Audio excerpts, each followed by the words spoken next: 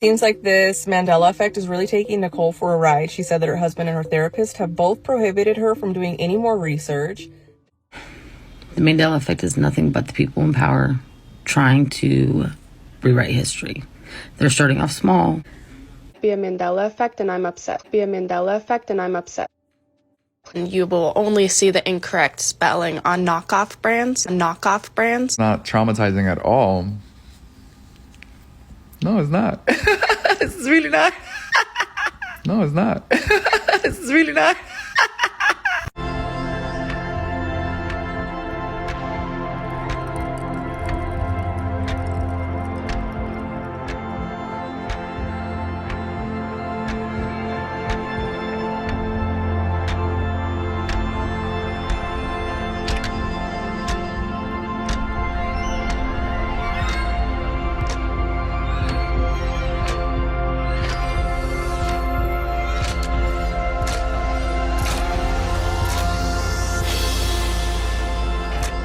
Mandela effect. The first Mandela effect that has kind of convinced me maybe we really did switch timelines. Only 2 official Berenstain products where I can consistently find it's spelled Berenstein. Look at the spelling of the name the second time on the bottom of the tag. You can see it's spelled Berenstein. There's yet another time it's spelled like that, but I can only find it on this specific line and release of plush toys. And you will only see the incorrect spelling on knockoff brands. You will only see the incorrect spelling on knockoff brands. For everyone saying they're just companies rebranding, these ones have nothing to do with logos. Let's talk about Mickey Mouse and his suspender. Another pro suspenders argument people make is, why does he have buttons on his short if not to hold suspenders? If this iconic image is seared into your brain, it was seared incorrectly. Britney never had a microphone. Every costume of Britney Spears in her red suit comes with a headset. Getting to the bottom of Mandela effect. I think the second most argued Mandela effect is the Monopoly man's monocle. Almost everyone I've ever talked to has a distinct memory of the monocle. I searched forever for this one, guys, and we have fully transitioned to this timeline because it does not exist anywhere. People are sure of this, that they think the only answer is that it was a part of the older games and not the newer editions, but I've had so many people send me messages saying they went and looked at their old board games and it was non-existent. Turn our attention over to Pokemon. 60% of people believe that Pikachu's tail is supposed to be black and have vivid memories of painting his ears and the end of his tail black. Be a Mandela effect and I'm upset. Be a Mandela effect and I'm upset. This is a Pinguinati production.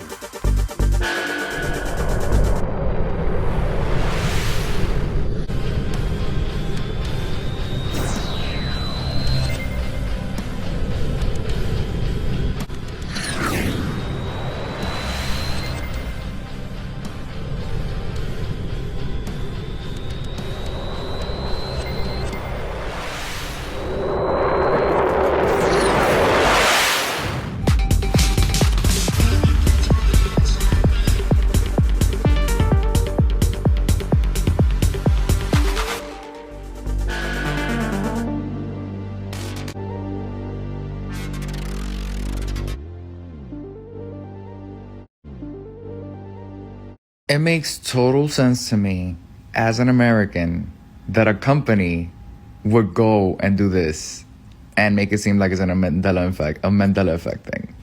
Various companies did this. I personally think people should sue for emotional damage because that Mandela effect stuff scarred a whole generation, and you're gonna now, people are finding out left and right that it's just these companies are switching their logos, switching their names, switching names, and then saying, no, we didn't. It's so funny, isn't it? Like, it's funny. Not traumatic at all. Like, this is not traumatic. I don't think it's traumatic to think that we're like switching dimensions, you know? Or that we collectively are wrong about something, you know? It's not scarring, it's not traumatizing at all.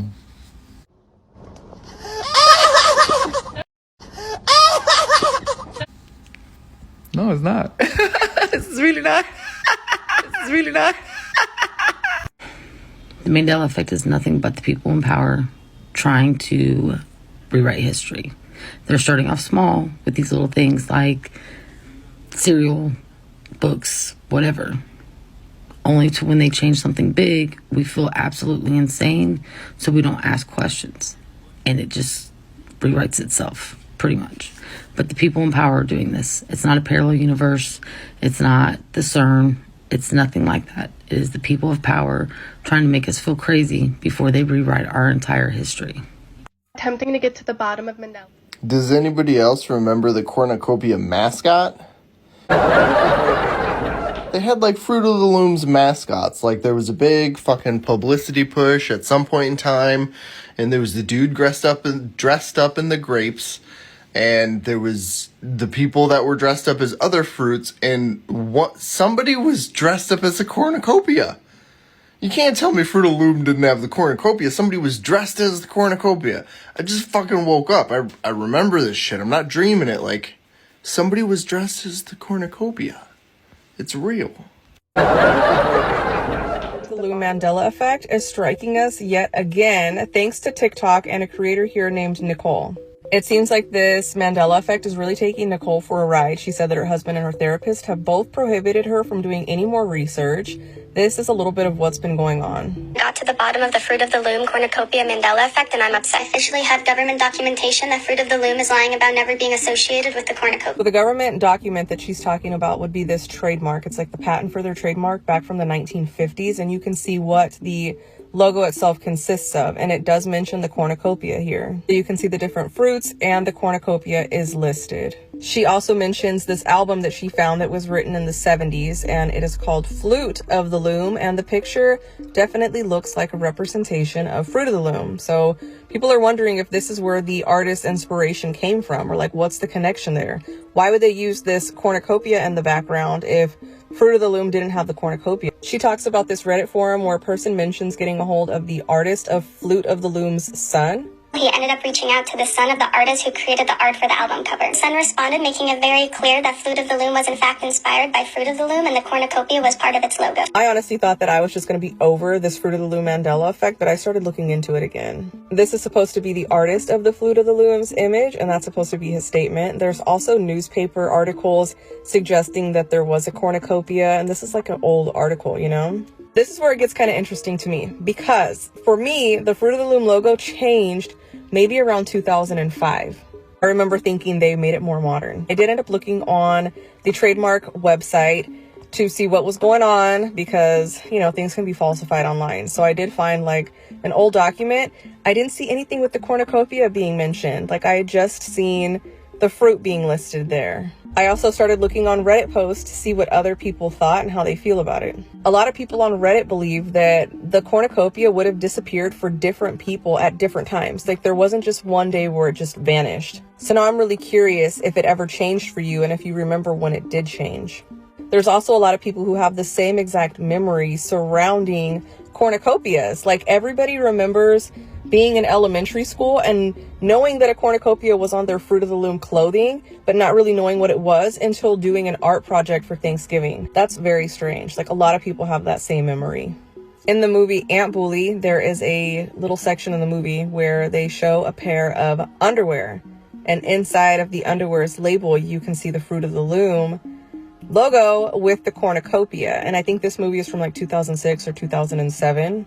Clearly dishonest for Fruit of the Loom to make us believe we're crazy for assuming that the cornucopia was ever associated with their logo. So now Nicole is selling sweatshirts in the TikTok shop that have the original, or what so many of us believe to be the original Fruit of the Loom logo with the cornucopia. She's thinking that maybe she cracked the code on this Mandela effect, and if she gets sued, then we're all going to know that the Fruit of the Loom logo did have the cornucopia, and they have gaslit so many of us to believing that it was never there.